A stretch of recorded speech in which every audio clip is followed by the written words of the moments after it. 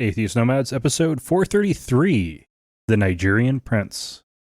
The podcast you're about to listen to includes cursing and talking about hoo-haws. Please be advised. Welcome to another episode of Atheist Nomads. I am Dustin, and joining me is Lauren. Hello. At least for a little bit. A little bit. We'll see. Someone just got her COVID booster. Hooray! And the headache. And luckily, that's all I have. But that was today. Robbie, and hopefully it's better. Goes better for you than it did for me, but we'll see at about 2 o'clock in the middle of the night. Yep. I wake up with shivers and sweats. That sucked. Oh, that did. And it wasn't even me at the time. Yeah, but I was keeping you awake. With concern and love. Aw. All right, let's go ahead and jump into Dustin Off the Degree. Okay. Which is going to start off with a correction. Ooh, we don't do those very often. I love it. I did a random looking up details based on one of the stories in last week's episodes that made me realize I was very outdated in something I said a couple episodes prior to that. Oh, whoops. And that was looking at the Seventh-day Adventist Church's 13 world divisions. Africa and Europe are not still in the geographical divisions based on the old colonial lines. Okay. They were in the colonial period because that made sense in the colonial period for jurisdiction purposes. And at the point where the world was that racist, nobody batted an eye. Right. Now is a very different time, and they have been reorganizing Afro-Eurasia about every 5 to 10 years since the 1970s. Sounds like a really good fusion music genre. Well, when you have Afro-Eurasia, that is the point where you're in the 4-continent model.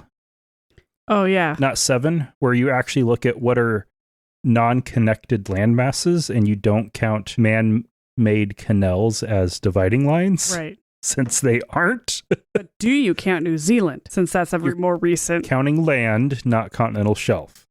Okay. When you start counting continental shelf and plates, it gets really weird. But anyway, the Afro-Eurasia region has been, by region, half of the world, 3/4 of the world population or something like that, has been shuffled numerous times by the Adventist Church. And the most current form, Africa, has 3 divisions within the Adventist Church that are just Africa, with one exception that includes some of the Indian Ocean islands that are culturally and geographically tied to Africa, because islands have to be with someone. Right. Unless you're in the South Pacific. Island nation! And even the South Pacific is tied to Australia, so there's that. But Africa has 3 divisions. They are the most populous, at least several of the most populous divisions. So I wouldn't be surprised if it gets 4 here before long, considering the largest has 4 times as many members as the North American division. Oh, wow. Which has the most power. But yeah, they have all the money. And money. So, yeah. Money equals power. So yes, I was wrong. I am sorry. He grovels at your feet. Grovel. But if there's somewhere in the ballpark of 5 million Adventists in Africa out of the 20 million total on Earth, having 3 of the 13 world divisions still means that Africa is underrepresented significantly. Yeah. And I do believe that is an intentional effort for racist intent. Okay. I mean, it makes sense.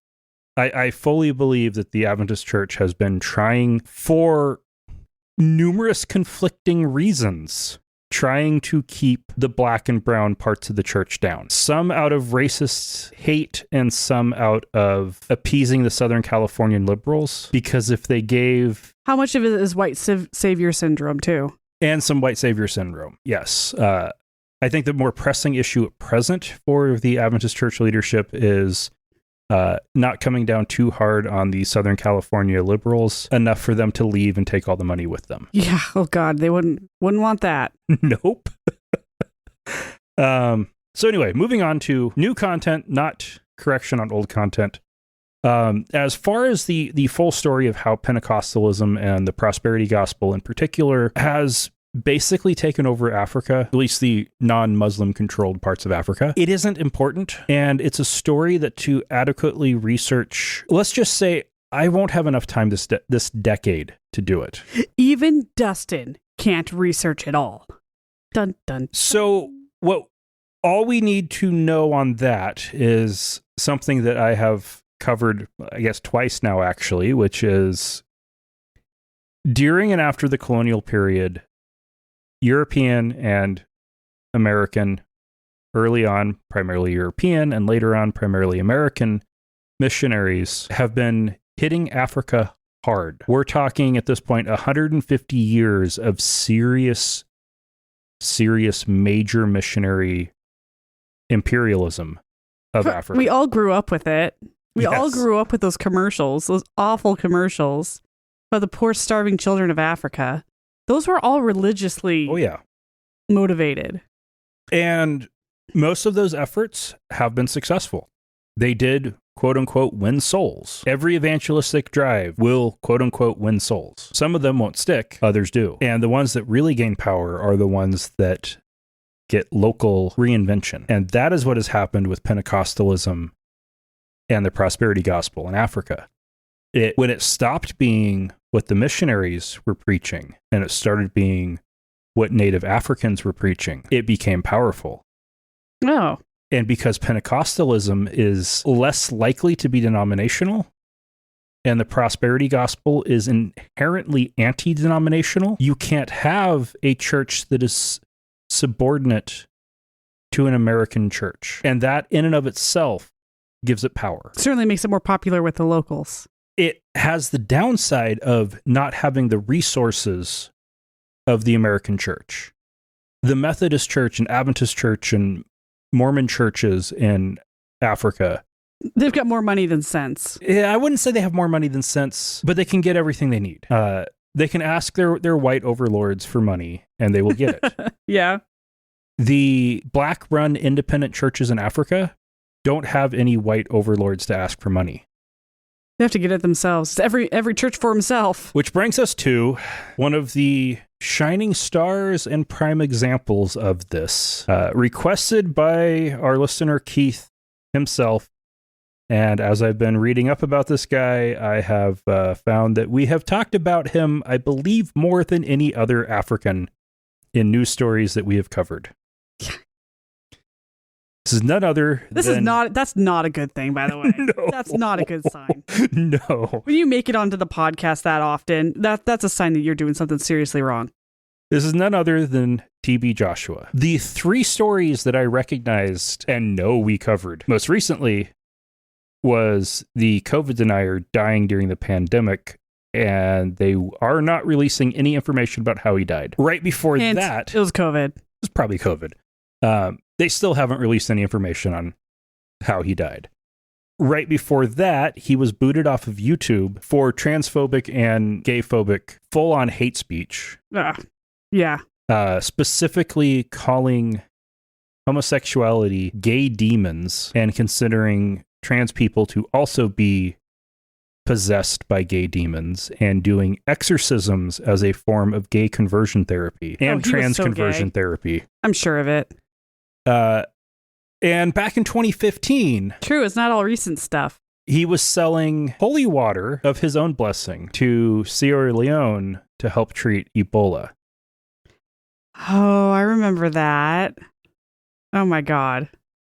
This guy. Back in 2008, so before the podcast, and long before I ever heard of him, TB Joshua received the award of Officer of the Order of the Federal Republic by the Nigerian government. He was voted to be the Yoruba Man of the Decade by the Pan-Yoruba media outlet Irohin Odua, which would be an ethnic group in Western Africa. And he was called one of Africa's 50 most influential people by Pan-African magazines, the Africa Report, and the New African magazine. Most influential does not mean good, but most influential, probably. Forbes listed him as Nigeria's third richest pastor in 2011. Well, that prosperity gospel was working for him, wasn't it? And in 2010, he was officially blacklisted by the government of Cameroon for being a satanic heretic. Whoa. That took a turn.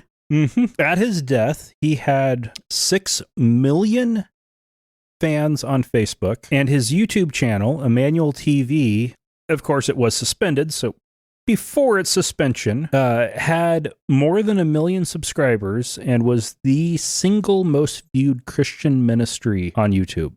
Wow.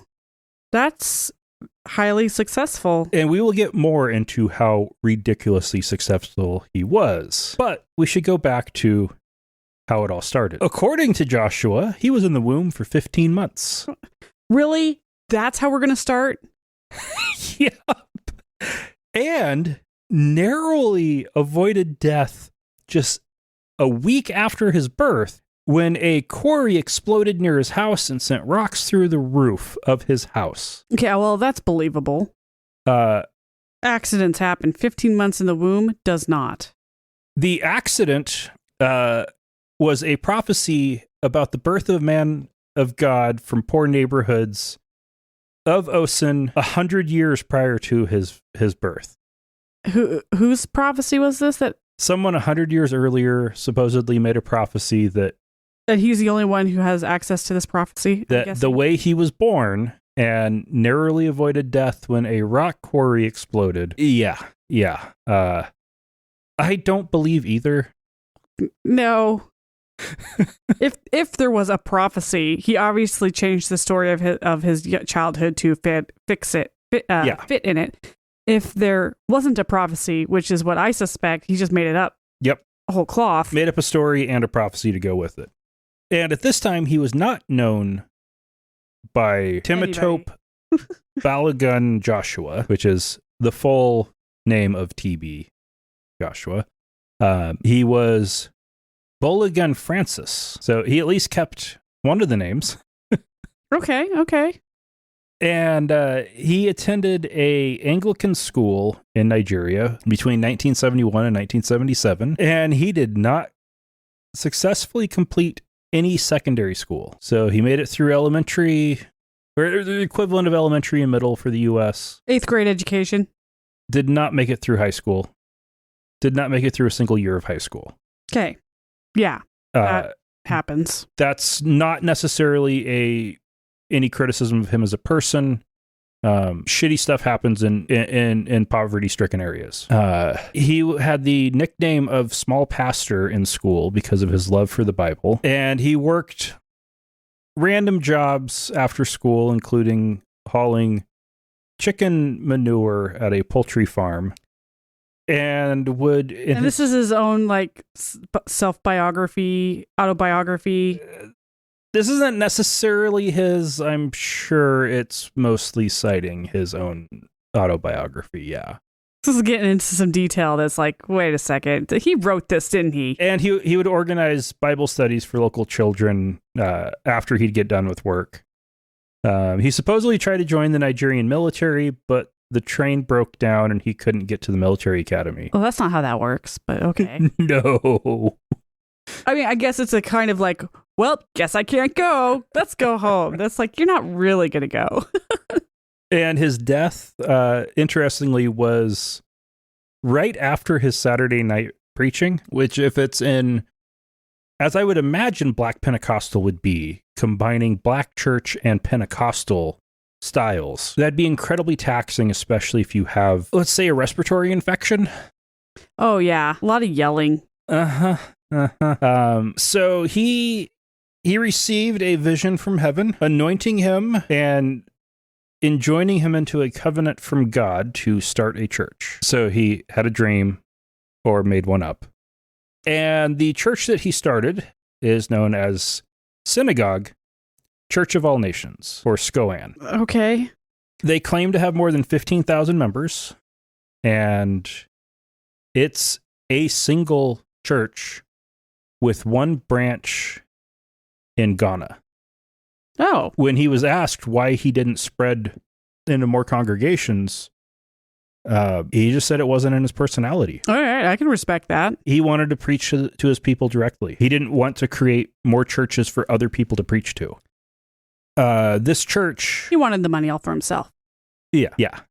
This church is huge. It'd have to be with 15,000 people. And they get more than 15,000 people showing up every week for Sunday services. And they have accommodations, like several blocks of accommodations set up for visitors, of which they get thousands and thousands. International visitors from all over Africa, from South America, Asia, a few from Europe and North America. SCOAN has been described as Nigeria's biggest tourist attraction and the single most visited destination for religious tourists in West Africa. The Nigerian Immigration Service has claimed that 6 out of every 10 foreign travelers coming into Nigeria are planning on going to that church. Oh, wow. It really is a tourist destination then, huh? Nigeria doesn't get a lot of tourism. Well, no. That church has created a draw for tourists. That church has done, by 2013, that church was getting enough visitors for Lagos to add additional flights in. That just blows my mind. This whole thing just blows my mind. When you compare that to some of the really large mega churches in the US, people fly to the Saddleback Church. Like, there's mega churches near major airports like Chicago and Phoenix and Dallas that hundreds of people will fly in for church services every week. Not people that are flying in every week to go to church there, but each week there will be hundreds of people who will fly in to visit that church. People wanting to see how it's done, or they've been watching the pastor on TV and they want to get in on that. They're going to be in town anyway, so let's go visit. Yeah. Or they're fans and they want to get a chance to see their hero. One of the big things that SCOAN does is faith healing, and they have been trying to videotape as much of it as they can. And so that includes healing people of various illnesses, disabilities, and injuries, including stuff like HIV, AIDS, blindness, and open wounds. And they're trying to videotape this as proof? Because to me, that just sounds like you're inviting proof that it's not real, right? You are. Yes, absolutely. Open wounds. Yeah, there's ways to do camera tricks and cover-ups to hide the wound and, hey, it's gone. Yay. Blindness. Now pay the nice man and move along. Blindness, there's same kind of tricks you can do. Okay, somebody's got AIDS. That's not a visible illness. Okay, true. That one's pretty easy to fake. They're all easy to fake. Really easy to fake. But the blind man being able to see, that's an amazing trope because it's really easy to pretend to be blind. Well, that's exactly. That's why it's every snake oil salesman joke. That's why I was like, yeah, you don't do that one. That's too obvious. The cripple having to go in on crutches and then being able to throw away the crutches that he never needed. Like, it's all just tricks. There was a case where a schoolgirl, S.C. Oruru, was abducted, and her father told the media that he wanted to when he got his daughter back, he was going to take her to TB Joshua for prayers. There was a leaked report about former petroleum minister Diazani Allison Maduki, who had kind of gotten, forced out of office as petroleum minister. She had the plan to go visit Joshua for some help with her fight against breast cancer. Okay, so there's a lot of people who got duped. Mm-hmm. Got it. He's made a big name or one of the big things he's done is his holy water that he uses to anoint people. And will make available for those that he can't personally get to, like people who can't make it to his services or who there just isn't time to get to him. In 2013, 4 people died in a stampede at his Ghana branch when a unadvertised service started and word got out that they were giving away anointed water. This just makes me feel bad for the people who are into this. It nearly brought the entire city of Accra to a standstill. He sent 4,000 bottles of his anointed water, along with $50,000 cash, to Sierra Leone in 2015 to, quote unquote, help cure people of Ebola. Because that's how that works. Mm-hmm.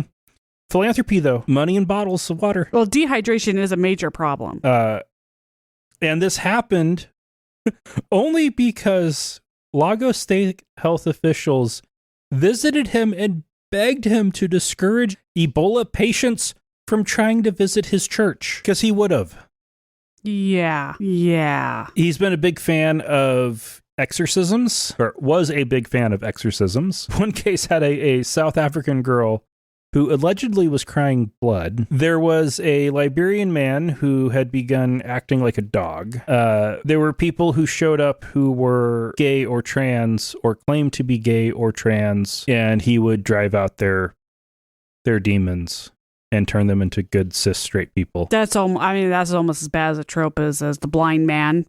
So somebody walks in drag and then takes off the dress and walks out in a suit and tie. God, yeah. Like, that's all that takes.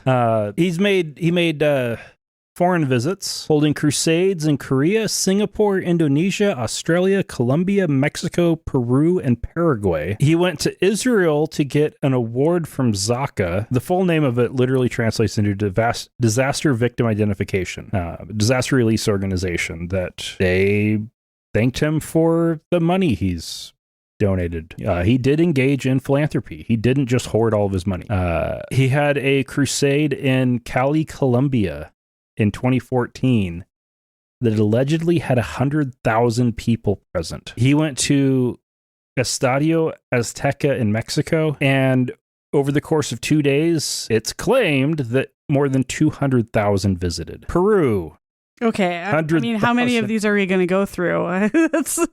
It's obviously nuts. It's an extensive list. This guy, it's amazing. He got some serious reach. He preached the African form of the charismatic prosperity gospel, and it resonated with people, telling people in poverty that if they believe, if they have more faith and they just give a little more, they can be healed of their diseases. That when they can't afford to go to doctors, they'll buy it. Yep. You tell them that they'll get financial reward in this life, and they'll buy it. And you tell them that they'll get a mansion in heaven, and they'll buy it. In poverty-stricken regions, there are a lot of people who don't have hope, and they'll grasp onto any that is offered, even if it's offered by a con artist and charlatan. Yeah. All right, if you want to support the show, you can find out how at atheistnomads.com/donate. We have convenient per-episode options over on Patreon, and through PayPal, you can do one-time donations. You can also help us out by buying a shirt on our store at atheistnomads.com/store. If you want to contact us, you can use the feedback form on the website, or hit us up on any of the social media, or leave us a voice message on using the SpeakPipe button on the site. And we love having feedback. And for news, we've got an update on Bishop Xavier Novel Goma. Well, former bishop. This is the Spanish bishop who resigned from the Catholic Church, not just from the priesthood and his, bishop's throne, after falling in love with Sylvia Caboala, who was a divorced erotic Satanist or satanic writer. Yeah. Well, okay, she wrote erotic satanic fan fiction, basically. Not that she is satanic. She wrote satanic. Yeah, right. Yes, she wrote satanic erotica. Not that she was necessarily a Satanist. Yes. Okay. Yes. So the new twist on the story is he's got a new job working for a company who produces and distributes a particular kind of only the highest quality liquid from pigs. His job is to jerk off pigs. Okay, well, that's what... Didn't he want to go into agriculture? Wasn't that his dream? Yes, he wanted to go into agriculture, and apparently... He got way into it. Yeah. I mean, it's not like he's going in there actively jacking them off. That's not how that works, but okay. According to one priest who used to be friends with him, quote, "It's like the parable of the prodigal son in the Gospel of Luke, the son who abandoned the father to lead a debaucherous life and ended up wishing to eat pig slop. But in this case, it's the beast/devil because he masturbates them." Yeah, it's pretty bad. I mean, if he's happy, good for him. Someone's got to do it. Mm-hmm. Usually it's some kind of mechanical thing that they use now. And I'm sure in this case it is. Yeah, I'm sure it's a mechanical device. That's hilarious, though. Thank you for that glorious update. Yes. We needed a good light story. In Texas, a federal judge overruled Governor Greg Abbott's executive order prohibiting mask mandates in schools on the grounds that it violated the Americans with Disabilities Act. Abbott's claim was that forcing people to wear masks violated their religious freedom, which is insane. And the court's ruling is that COVID-19 puts a whole lot of risk on children with disabilities. And so prohibiting mask mandates puts those kids at extra risk. In other words, their ruling was you're being an asshole who is going to kill children. And he's like, yup. Because once they're born, nobody cares. Yeah. So now, according to that ruling, any school district can set its own standards, and the school districts in Texas's largest cities will do exactly that. It's especially important since, and this is one of the things that is kind of funny, is how masks and vaccination has become so politicized. Is that, like, it's often said that there are no blue states, there are blue cities in red countryside. Yeah. Cities are where diseases spread the most and where the greatest risk always is. Cities are where mask mandates are the most necessary to keep spread. Now, we've seen in Idaho recently, rural areas can easily get overwhelmed because they have very limited medical resources. But if the cities are also getting overwhelmed, then the small towns are completely out of luck. So at the very least in Texas, the bigger cities will be putting in mask mandates into place, which will help protect all of Texas, even if the smaller towns don't. Right, because that's where everybody's traveling through. Big cities. All right. Sticking with Texas, at the Cornerstone Church in San Antonio, is run by Prosperity Gospel televangelist John Hagee, they held a ReAwaken America conference. Literally a wake-up sheeple conference. Yep. Where at one point, the people who were on the stage got the crowd to join into a chant of "Let's Go Brandon." Oh, right. "Let's Go Brandon" apparently is QAnon code for "fuck Joe Biden." I don't think it was QAnon. QAnon and Trumpers. Yeah, but definitely Trumpers. Yeah. They had numerous Trump allies and various conservative figures there pushing COVID-19 vaccination skepticism and various 2020 election, stop the steal spiels. What you would expect. Yep. At one point, former National Security Advisor Michael Flynn, who is now a QAnon icon, oh, God, said, quote, "If we are going to have one nation under God, which we must, we have to have one religion. One nation under God and one religion under God." That is horrifying. Yeah. That is absolutely terrifying. It just goes to show how fucked up Trump's administration really was. The next time there's a lawsuit about the national motto, I really hope this line gets quoted in the lawsuit. As damaging rhetoric. That this is what you get. Ceremonial deism is a myth, and if it ever existed, it has been replaced by this weird Christian nationalist. It's not even. It's turned into this thing that you can barely even call Christian. That's just this weird nationalist movement that's just bizarre and trying to appease all of the worst people. Yeah. It's sickening. And yeah, I wish somebody higher up would recognize it for what it is. And well, they started to, but I haven't heard any, there was a bunch of stuff this summer about white nationalist, Christian nationalism being like a top domestic terrorist, and then now it's nothing. Now they're freaking having conferences and... They've never stopped having conferences and rallies.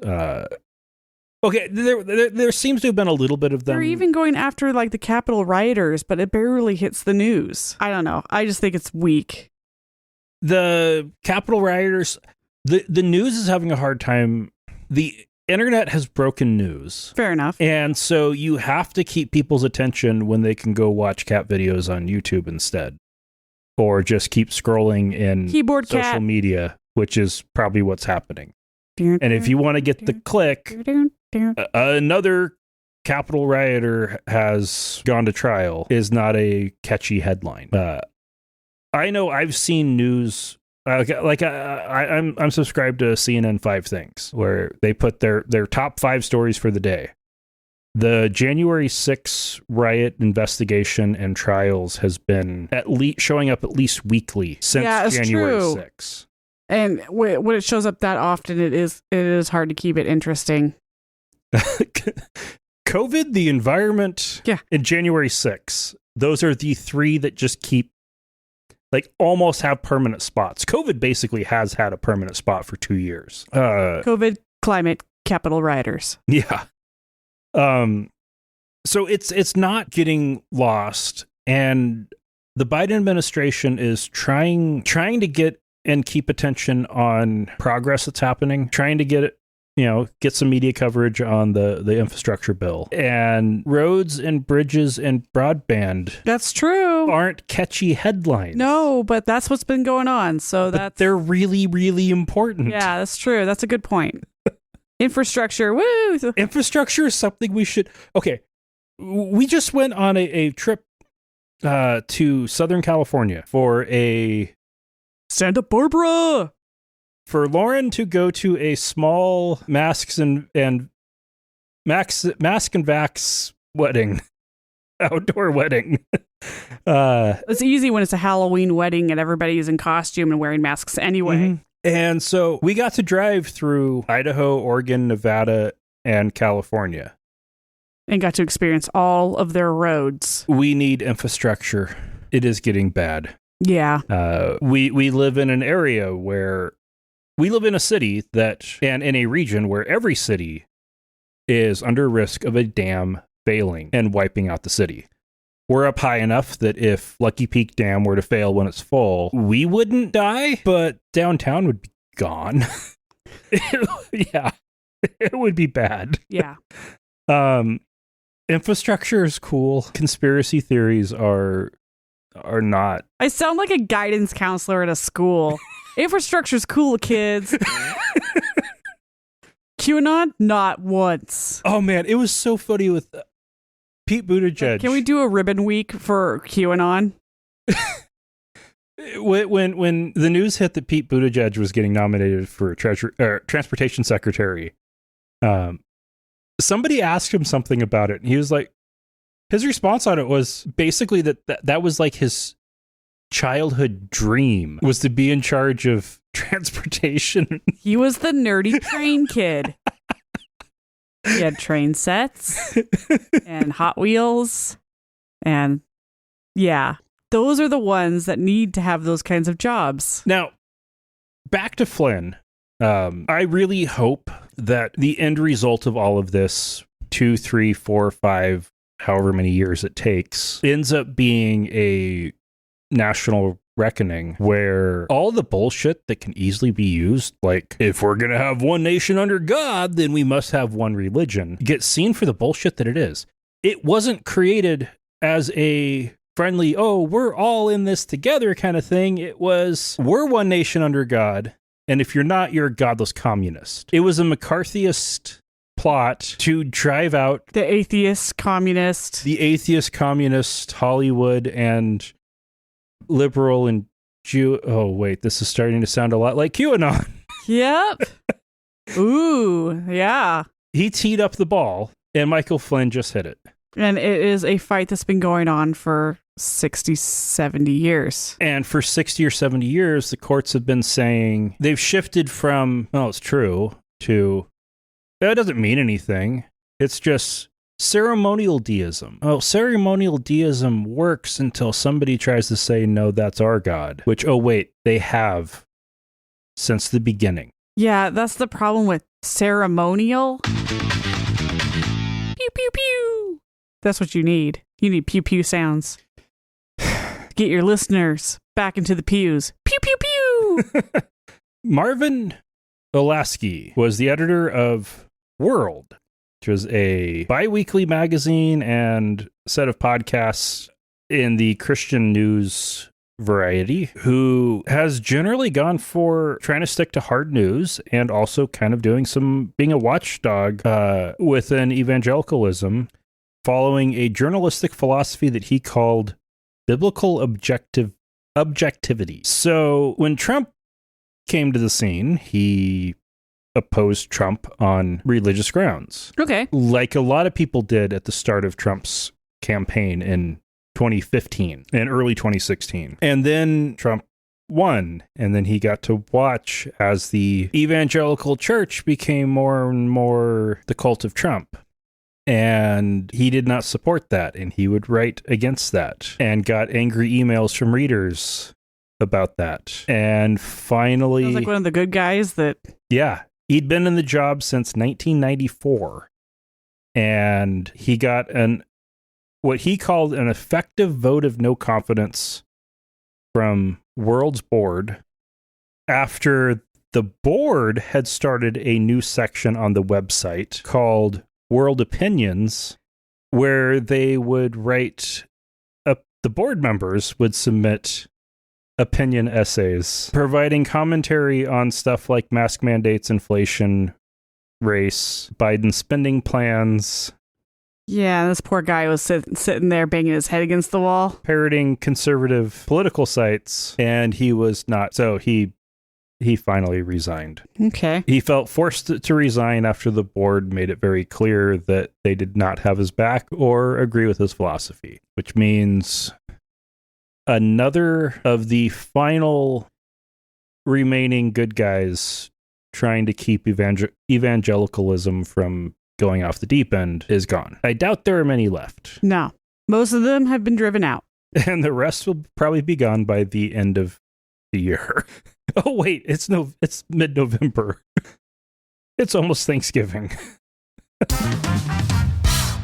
Alex Jones lost 4 defamation cases. Alex Jones is definitely an interesting one because he's... Like, by default. Like by default, yes. He's not even fighting them. He's just like, whatever. These were defamation cases where he was making claims on InfoWars for years. That the parents of the Sandy Hook school shooting victims were crisis actors. Right. Because crisis actors are a thing.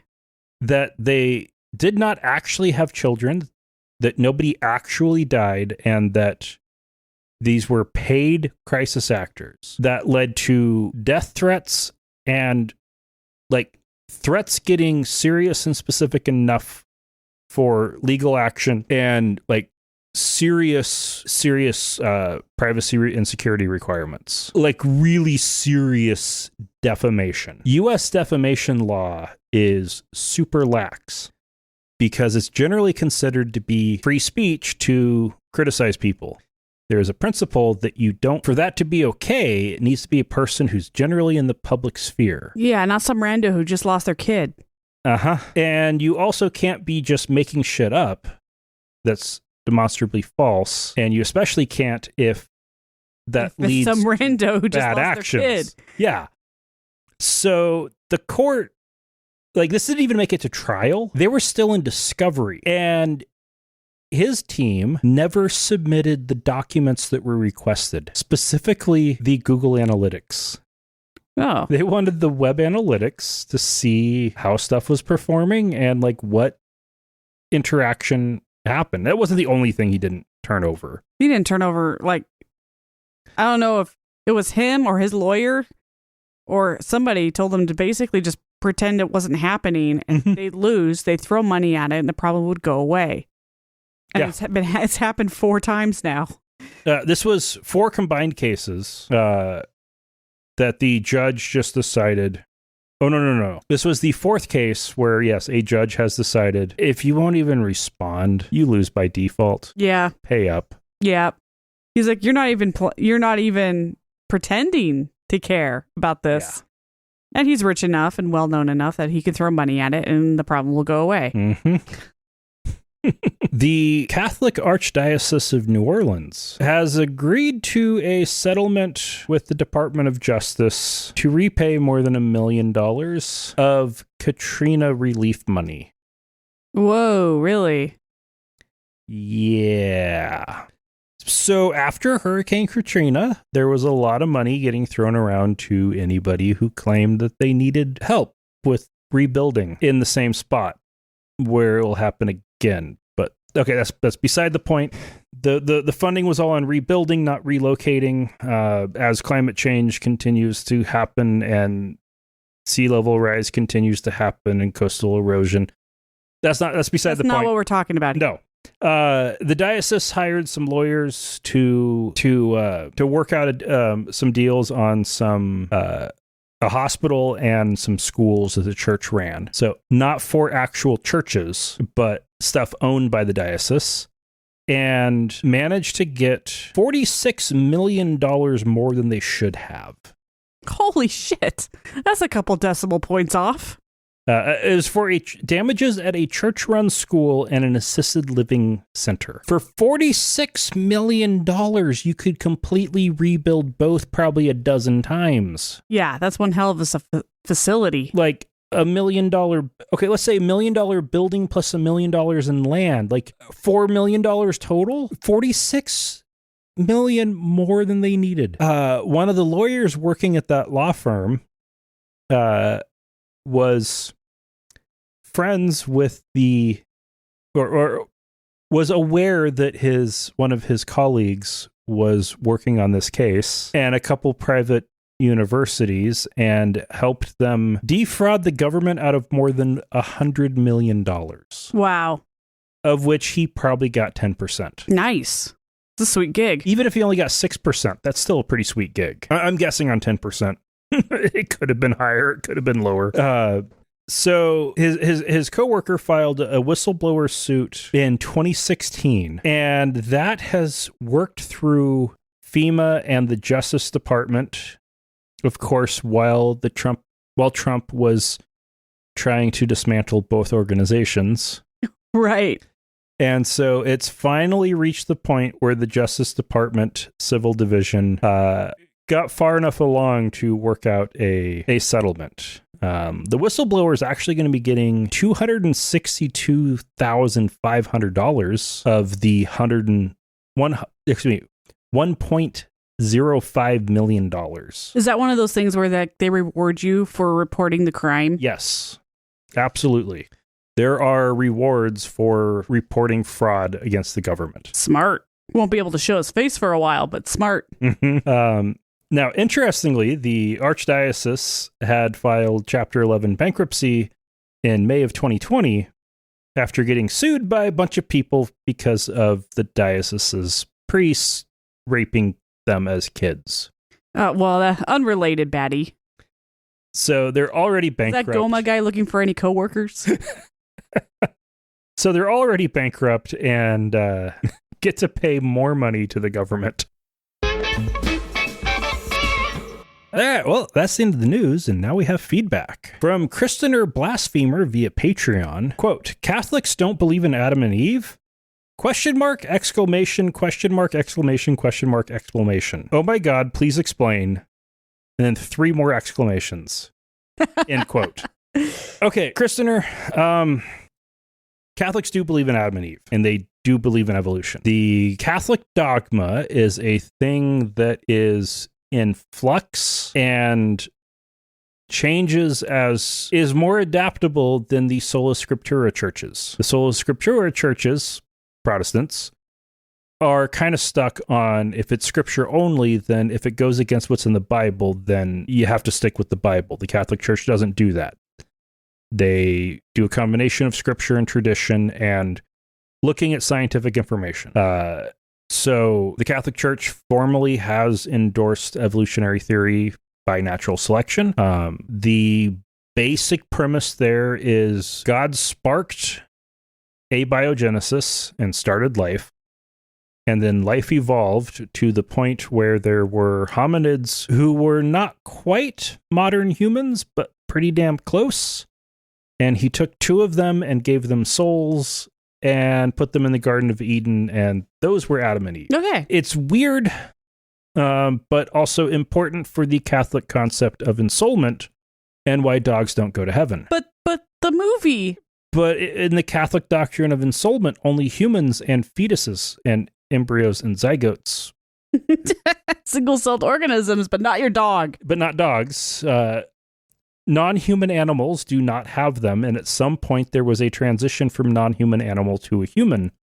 And at that point, obviously, that was Adam and Eve, and God gave them souls, and original sin was able to happen because they were perfect and pure, even though they were evolved from dirty monkey men. At that point, evolved dirty monkey men and man and woman, but then at the point they were given pure, clean souls, then they were pure and clean and free of sin, because animals can't sin because they don't have souls, and you have to have a soul to sin. But as soon as they got souls, they sinned. So you're damned if you do and damned if you don't. And it's when you try to mesh theology and reality, it doesn't work. No, but when you're raised with a super simple bedtime story of man created man, or God created man and woman, stuff like this can seem a little confusing. Yeah. So, yes, they do believe in Adam and Eve, and they do believe in evolution, and have found a way to make the two almost compatible. Almost copacetic. And honestly, it makes more sense than the creationist arguments of evolution just didn't happen. No, seriously. Yeah, that's the one that was like, nah. I'll give Catholics crap for lots. Their way of trying to mesh science and faith when it comes to evolution is one I won't give them crap for. I think they're doing that the best they can. God, I remember having that argument in third grade. A friend of mine, who I think is now still a listener on the show, made the argument that he's like, well, I don't think that there's no God, but maybe if there was a God, he created evolution, and that's how we came, that's how, if a third grader could figure it out. Yeah. You'd think that, a million other people would be able to put that little. Now, all they have to do is update their Then again, he was a gifted and talented, so. Now all the Catholics need to do is start shifting back that moment of ensoulment from conception, which was an arbitrary decision that ensoulment happens at conception, and recognize that's silly. That an immaterial soul entering a single-cell organism is insane, especially since, was it like 20 or 30% of all human conceptions are spontaneously aborted? Shh. Don't let them know that. And who knows how many just don't implant. That's because of the sins of the woman, obviously. So it would just seem from a logical point of view that clearly God wouldn't just be throwing away that many souls to limbo land. Oh, wait, they got rid of that. Just move it up to birth and then everything's fine. I'm not holding my breath on that. That one little tweak and so much would be so much. And also stop raping children. Yeah, could you stop That's a big one. Please? If they just moved ensoulment to birth and stopped raping children, then yeah. It would still be the Catholic Church and it would still be messed up, but it would be a much better off. Yeah. Yeah. That put them a little more in line with like Episcopals and Church of Christ, which I don't have much of an issue with. They don't make it on the show very often. No, because they're not a problem. And if all Christians were like that, we wouldn't have a problem either. Yeah. So come on, Catholics, get on it. Or go jerk off a pig. Well, on that note, thank you, Lauren. Yay, I made it. You made it. I sat here unraveling a knot of yarn to do it, but I did it. And until next week, remember, not all those who wander are lost.